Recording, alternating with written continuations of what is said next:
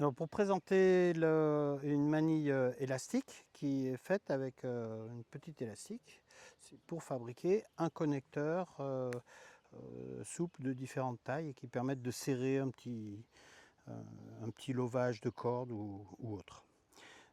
Pour fabriquer une manille élastique, on va utiliser un brin d'élastique.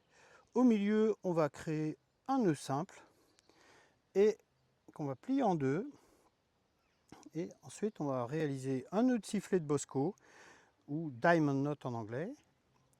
Une fois serré, on laisse les courants assez longs pour permettre le passage dans l'œil avant de serrer complètement la manille. Alors, ici au niveau de l'œil, on voit qu'il y en a 3 possibles. Il ne faut surtout jamais utiliser l'œil du milieu parce qu'une fois que le nœud est tendu, il faut un couteau pour le défaire.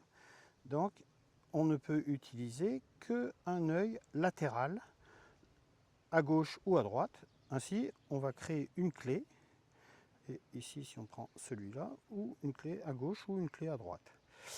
Et de cette façon-là, on va avoir un œil réglable dans lequel on peut passer le nœud et tendre.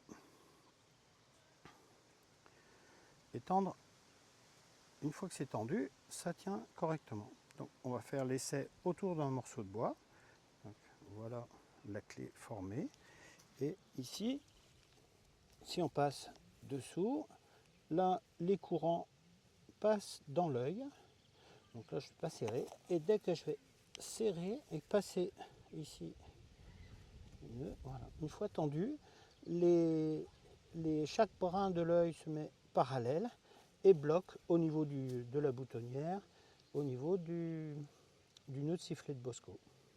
Et c'est très facile à retirer, il suffit de détendre et ça permet d'avoir quelque chose de très souple et très élastique. Merci Paul. Merci Fab.